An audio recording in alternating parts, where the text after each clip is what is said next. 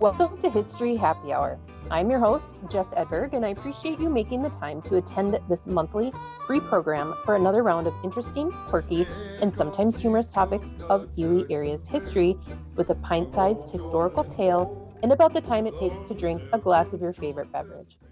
If you're new to this program, all sources of information are available through basic online searches and local resources that are shared at the end. The format is intended to be informal in the hopes that I've been able to educate through entertaining and interesting stories that inspire you to dig deeper. This program would not be possible without the support from the Boathouse Brewpub, our host, Ely Folk School and Boundary Waters Connect for the audio equipment, the Dorothy Molter Museum for my time and the visual equipment, the Ely Heritage Preservation Commission for helping with promotions, and Ely Trivia Night that usually includes one History Happy Hour related question in their trivia nights. I would also like to thank the Donald G. Gardner Humanities Trust for a small grant to turn last season's History Happy Hour programs into a podcast to increase awareness and accessibility of these history programs. Podcasts are uploaded and available online under History Happy Hour for Ely, Minnesota on all of your favorite podcast platforms. So let's rip into it, shall we? Snowmobiling. People love snowmobiling because it offers a thrilling outdoor adventure, allowing them to explore snowy landscapes at speed, experience the rush of navigating trails and curves, enjoy the crisp winter air, and often share the experience with friends and family. Snowmobiling also provides a bit of healthy physical activity by engaging the body's core muscles, arms and legs, steering and maneuvering the snowmobile. So, if you're not quite a snowmobile enthusiast after those selling points, let's talk more about them and their over 100-year-old history and a little drama. Like many modern inventions that boomed during the last industrial revolution, mechanized winter travel machines helped make winter survival in remote northern climes easier, increased efficiency in industries like farming and logging, and met a desire to see better treatment of horses. As designs became more technologically sophisticated, and after World War I, when more regular folk could take time for leisure, winter recreation was incorporated into endeavors. So, how did we get from the Lombard steam log hauler to a self-adjusting suspension, full shock absorption, power steering, variable drive modes, and an inertial measurement unit black box to sense your every weight shift and pebble on the trail, all for just a cool $20,000? Well, that's why we're here. And the story starts way back. Evidence suggests that a steam-powered tracked vehicle was designed in the United States in 1863 by Sylvester Howard Roper, an American inventor and pioneering builder of early automobiles and motorcycles from Boston, Massachusetts. However, there is no record of it actually being built, possibly due to his unfortunate death while testing his steam-powered bike at 40 miles per hour without a helmet, because helmets didn't come along until much later in our story. But a more positive fun fact, Roper invented the first shotgun choke and holds a joint patent for a repeating shotgun mechanism. Due to Roper's permanent mishap, the credit for the first tracked vehicle to be built goes to a man named Alvin Lombard, who invented the first practical half-track vehicle in the 1890s in Waterville, Maine. Lombard, a mechanically inclined lad, grew up working in the wood product industry of Maine, and by the age of 12 was known as the best shingle buncher in the Maine woods. By his 30s, he had already invented wood barkers and chip machines for the pulp and paper industry. One day, he had a chance encounter with lumberman E.J. Lawrence, who asked Lombard, "Why don't you invent something to move wood so we'll not ruin so many horses hauling logs in the woods?" So he did. And very quickly, the invention was patented in 1901, and manufacture of Lombard log haulers began. By 1910, after many experimental trials, Lombard's Waterville factory was shipping the haulers north by rail to Maine timberlands and eventually beyond. These tracked machines allowed loggers to expand logging areas away from waterways and increased efficiency until 1928, when gas and diesel-powered haulers and bulldozers replaced wood and coal-powered steam. However, this invention set the foundation for the evolution of the tracked vehicle, becoming the metaphorical father of every crawler machine, bulldozer, army tank, and military half-track on Earth. In fact, it was Lombard's endless chain track design, not Benjamin Holt's Caterpillar system, that was adapted by the French, with Lombard's assistance, to build the first tanks of World War I. I discovered that this juicy soap opera of Holt's claim to fame could be its very own program. But I digress. Soon, half-track attachments for existing automobiles and tractors came on the scene and were ideal for snow travel because they possessed the best characteristics of both wheeled and full-track machines. Good weight-carrying capability for their own weight and size, plus superb cross-country agility combined with relatively high speed. In addition, different half-tracked vehicles used many interchangeable components, which simplified supply, maintenance, and repair. By 1913, kits for the Model T Ford and Mack truck converted vehicles to half-track Snowflyer. This conversion kit was widely used by U.S. Postal Service for rural mail carriers during the winter months. Further development of the modern half-track design is also credited to Mr. Holman Lynn, who incorporated them into his traveling circus and showcased them to the public. He also featured motion pictures promoting the early movie industry. Again, a whole nother program entirely. Not to be outdone, Soviet engineer Igor Sikorsky produced not one, but two propeller-driven sleighs when he was only 20. Starting in late 1909, Sikorsky and 2 or 3 buddies would drive at high speed around the snowy streets of Kyiv in a sleigh driven by a rear-mounted engine and propeller. It all sounds highly dangerous to pedestrians, and it was. But you could get away with that sort of thing in pre-revolutionary Russia if you knew the right people. However, Sikorsky's motives were not mere joyriding. He was studying engine-propeller combinations in preparation for aircraft design and is now most famous for his pivotal role in developing the helicopter. Competition breeds innovation, and in 1910, famous Romanian designer, 24-year-old Henry Coanda, built a bucket fan aeroplane engine believed to be a safer alternative to propellers, even though the exhaust air blew directly at its passengers. Coanda's multifaceted pioneering achievements include prefab houses, soil regeneration, seawater desalination, solar energy, and the discovery of the Coanda effect, which is well known to aerodynamicists, which got the Bucharest airport named after him. Various designs of these aerosleds or wind sleds became very popular to build across Europe and popped up in North America a decade later. When in 1922, a 15-year-old, because they just keep getting younger, wondering what I was doing when I was 15, 15-year-old Joseph Armand Bombardier in the small town of Valcourt, Quebec, built his over-snow machine by fitting a Model T Ford engine to 2 wooden sleds and a wooden propeller. His creations as a teenager would develop and grow to eventually be the well-known Skidoo snowmobiles. In Canada, this invention is widely considered the first snowmobile invented. And just like in Europe, it seems that many people in the North had the same idea in creating a new type of winter travel machine. This sled looks very similar in design, but slightly more advanced with a steering column and different engine type. Taken at Hubachek's on Basswood Lake, the image quality hints at a 1920s photo, but it's difficult to say, and the gentleman pictured is unknown.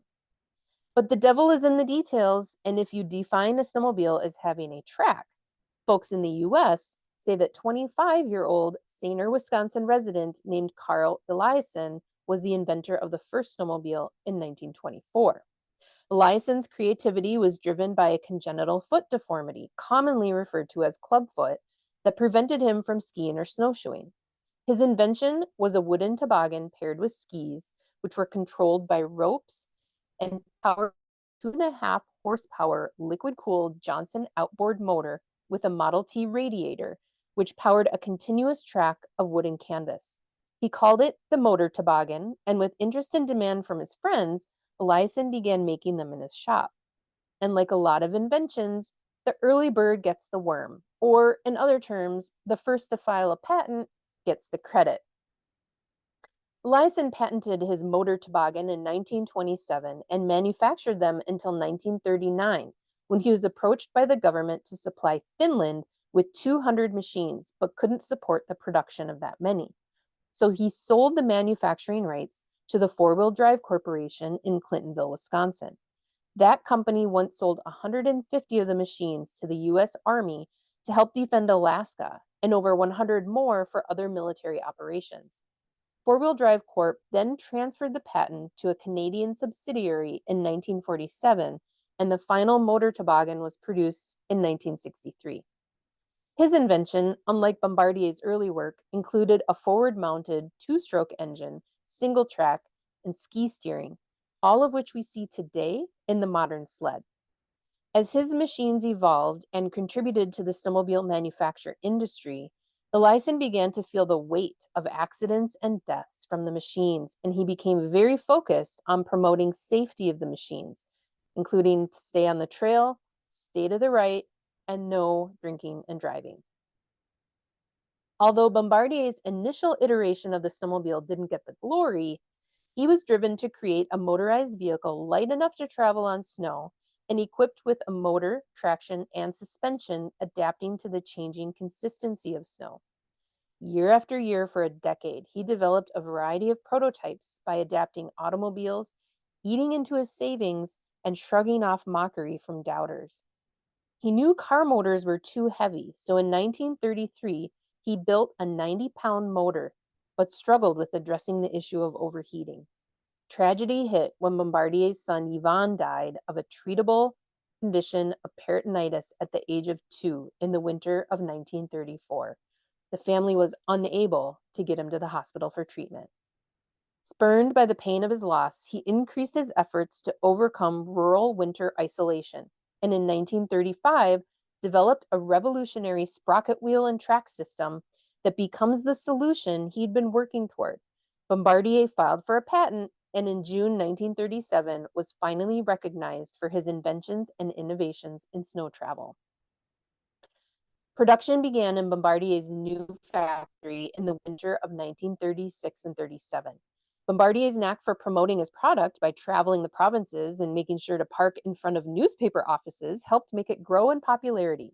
Bombardier noticed an excessive amount of snow and ice accumulating in the vehicle's wheel spokes, so he solved the problem by assembling a press to make solid wheels, showcasing his capacity for innovation and self-sufficiency, as well as a preoccupation. The initial design, the B7, B for Bombardier and 7 for the number of passengers, resembled an automobile on tracks. The next iteration increased to a B12, carrying up to 12 passengers. Production was steady until World War II due to materials and manpower shortages. So Bombardier pivoted and designed several new machines for the war effort: a military snowmobile for transporting troops in snowbound operation zones such as Norway, a prototype of an armored tracked vehicle named Kaki and perfected to a series of armored snowmobiles named the Mark I, the Mark II, also known as the Penguin, and, you guessed it, the Mark III. All in all, manufacturing 1,900 tracked military vehicles following Bombardier's designs between 1942 and 1946. By this time, Bombardier had established Ladonnage Bombardier Limité, or Snowmobile Bombardier Limited, producing hundreds of machines annually and continuing to innovate with new designs, including the C18, or school snowmobile, holding 18 adults or 25 school children, and used primarily in Quebec and Ontario, as well as industrial vehicle models for all-terrain use by various industries, including the forest, police, oil pipeline, and farming sectors. These innovations included interchangeable systems of wheels and skis and the tractor tracking attachment that improved traction in muddy and swampy terrain. In 1952, dissatisfied by rubber quality and market prices and the quality of the continuous tracks produced, Bombardier decides to just make his own. In this process, he develops a new vulcanization process for which he received a patent that enables the production of the continuous track he required. What is vulcanization, you ask? It's the chemical process that strengthens rubber by cross-linking its molecules with sulfur or other chemicals and improves rubber's durability, tensile strength, and resistance to abrasion and swelling, of course. All of these inventions culminate with Bombardier's most groundbreaking when he takes his April 1959 miniature snowmobile prototype into production and mass produces the Skidoo snowmobile. As I mentioned earlier, like-minded, mechanically inclined folks around the world landed on similar ideas for creating snow machines. After World War II, the budding snowmobile industry began to grow in the United States. Servicemen in the war came home with knowledge and inspiration from military vehicles and began getting creative. Here in the Northwoods, three guys from Duluth, A. Simpson, Dick James, and Bob Zapolsky, built wind sleds that could travel up to 30 miles per hour on a mild winter day with soft snow. But take these puppies out after an Arctic blast on packed hard snow, and you could let her rip on an open stretch at 70 miles per hour. The trio were friends of Dorothy Molter's, who visited her frequently and helped her with winter supply runs and ice cutting. They got tired of hand sawing ice blocks and also creatively modified an old David Bradley gas-powered wood saw to use for cutting ice, which made more time for visiting. Another local friend of Dorothy's, Hollis Latterell on Moose Lake, had his finger on the pulse of the changing technologies in winter travel. He knew that if anyone could use a tracked snow machine, Dorothy Molter could. In 1954, he commissioned two highly rated machinists in Hinckley, Chester Mazer and Donald Dupree, to build a snowmobile for Dorothy for $800, a huge sum of money at the time. He even provided them with a sketch of what was needed. Chester and Don ended up building a snow machine with a two-cycle, 12-horsepower Oman gas engine hooked up to a 3-speed Chevy transmission. It required a clutch, but they couldn't find one that fit, so they just made their own. The track was a section of rubber belt from an old gravel conveyor with chains on the side. This beast weighed about 1,000 pounds and took Chester and Don 2 months working nights to finish it. Like many early machines, it took getting used to and learning how to troubleshoot, but Dorothy and her father Cap got a lot of use out of it. Although in typical Dorothy fashion, she vowed that the snowmobile would never replace a sturdy set of legs on snowshoes. She went on to get 2 more snowmobiles as the years passed. However, the very first production snowmobile was by Polaris, the Snow Traveler. The Polaris Company was founded in 1954 in Roseau, Minnesota by Edgar Hateen, his younger brother Alan, and brother-in-law David Johnson. They had previously worked together at the forerunner of Polaris, Hateen, Hoist, and Derrick in 1945. Their pioneering approach to finding a better way to get to remote hunting shacks in deep snow led to their first snowmobile in 1955. And to prove that their invention wasn't just a frivolous toy, they took machines on a 21-day, 1,200-mile journey across the Alaskan wilderness to demonstrate its durability, hauling 900 pounds of provisions on toboggans and enduring minus 40-degree temps. By the end of 1961, Polaris's first snowmobile, the Polar 500, was completed and marketed as a utility model for forestry, power, telephone, and oil companies. In 1960, after he was approached by a group of investors, Edgar Hateen splintered from Polaris and started his own competing company, Arctic Cat.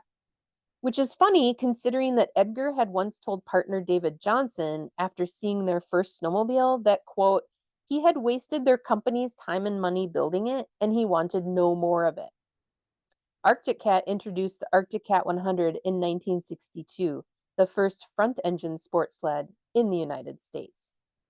Arctic Cat was a frontrunner in branding, all kinds of merch, and by 1970 had invested in its own apparel production facility. And what activity or sport doesn't have a club of enthusiasts to support it? The Ely Igloo Snowmobile Club was the first club to organize in the country in 1960. The Ely Igloos were one of the founding members of the International Snowmobile Association, which then became the Minnesota United Snowmobile Association, with clubs currently in 73 of Minnesota's 87 counties, many with several clubs. St. Louis County has the most at 16, with our closest neighboring clubs being the Vermilion Penguins, Cook Timberwolves, Mesabi Snow Voyagers in Virginia, Eveleth Trailhawks, the Finland Snowmobile Club, the Silver Trail Riders in Silver Bay, and the Voyager Snowmobile Club in Two Harbors. If you still have one of those old sleds, there are also clubs for antique and vintage snowmobile ownership and riding with, you guessed it, annual events to show off your sweet machines. Members of the Ely Igloos have developed trails in the Ely area with hundreds of hours dedicated to clearing trails, grooming, staking lake trails, and training young and new snowmobile riders with snowmobile safety classes each year. All of this work also supports the multi-use aspect of our area trails for more than snowmobiling, such as dog sledding and the Wolf Track Classic Race, snowshoeing, and not to mention the now non-snow multiple use of these trail systems. With the growing support for snowmobiling, the golden age of snowmobile production was from 1968 to 1976, with a gradual decline to 1982, when hundreds of snowmobile manufacturers sprung up and then quickly disappeared. The bigger names included Arctic Cat, Polaris, Ski-Doo, Yamaha, John Deere, Scorpion, Snowjet, Mercury, Rupp, and Motoski. Smaller company brands included Allied, Boa Ski, Chaparral, Evinrude, Harley-Davidson, Johnson, Polarin, Sears made everything, Skirule, Snowprints, and Viking. The 1970s witnessed a surge in snowmobile racing, spurring innovation in performance and technology. Manufacturers began incorporating advanced materials such as aluminum and fiberglass to reduce weight and enhance speed. Racing successes translated into improvements in consumer models, marking an era of heightened competition and technological progress, thus adding to the golden era of snowmobiles. And this didn't just mean racing on snow or ice. Water skipping, also known as skimming or puddle jumping, is a sport where snowmobile racers hydroplane across lakes or rivers with their snow machine. Here in our community, a whole weekend competition is hosted out on Fall Lake every August. Held at the Long Branch, also known as the Winton Rod and Gun Club, on Fall Lake in Winton, it's touted as the fastest show on H2O, and the Watercross race features racers from all over Minnesota and Wisconsin who compete for season points and cash prizes. There's also live music, a swap meet, camping spots, and concessions. But let's not stop there. Grass drags are also a popular activity with events hosted all over the Midwest in similar fashion as the watercross racing events, just in a pasture. As the need for speed reached more and more people, considerations for safety became more mainstream. Snowmobile helmets became popular in the late 1960s and early 70s, but they weren't specifically made for snowmobiling right away. Most people with an eye towards safety simply used motorcycle helmets. The first motorcycle helmet is believed to have been used in 1914 in Great Britain. Of course, these early helmets were rudimentary and made of leather or hides. Although they kept the rider's head warm, they still left a lot to be desired for preventing traumatic brain injuries. Everything began to change in 1935 with the death of the famous Army officer T.E. Lawrence, better known as Lawrence of Arabia. He was a national hero and quite a character of the British celebrities of the time, and he died as a consequence of the injuries suffered in a motorcycle accident. This highlighted the risk of riding a motorcycle without being properly geared up. In 1953, Charles F. Lombard, no relation to the first tracked machine, he was a researcher at the United States Air Force, patented the first motorcycle helmet with a modern structure of a rigid shell on the outside and padding on the inside. For snowmobilers using them, it gave a modicum of prevention, but definitely didn't provide the specific safety standards or practicality. Once snowmobile manufacturers realized there was a new trend, they began branding helmets and improving the designs for snowmobile use. Early eye protection was either a flip-up visor or goggles to prevent fogging. Once full-face helmets came on the scene, fogging became a bit of an issue, but snowmobile racers figured out that you could deflect air with duct tape over the nose to funnel air down and prevent fogging, and the trend caught on with the added bonus of waxing facial hair. And although not wearing a helmet significantly decreases your chance of survival from a traumatic brain injury if you hit your noggin, helmet use is only required in 18 states for all riders. Here in Minnesota, anyone under 18 years old must wear an approved helmet. Well, unless they're in a parade or riding on land owned by a parent, grandparent, sibling, uncle, or aunt, because we all know how responsible and safe youth under 18 can be when they're having the time of their life. If you're interested in getting in the snowmobile riding game, helmets today come just as technologically advanced as the machines that go with them. Not only does a high end helmet include negative pressure airflow, G force alerts, JBL speakers with pressurized sound isolation, integrated microphones, as well as app driven software and Bluetooth pairing, so you can listen to your favorite What's Up Ely podcast along the trail, and they're only $900 plus tax. As technology continues to improve the safety, comfort, reliability, performance, and efficiency of snowmobiles, one thing is for sure. It will always be up to the operator to be responsible for their actions and understanding the machine, along with its immense power that they are using. What once was invented to enhance survival in remote winter areas, the snowmobile has evolved into not just a useful and reliable tool, but a burgeoning recreational industry. Here in Ely, snowmobiling brings recreational revenue to our community by folks using the hundreds of miles of groomed trails right in our backyard. If you're not already part of the snow machine culture but are interested in learning more, our own Ely Igloo Club is a wealth of information and training opportunities, and you can check them out on Facebook. Or ask someone in town for a ride and see for yourself how fun it can be. Thank you for being here, and thank you to my many resources of imagery and information for tonight's program.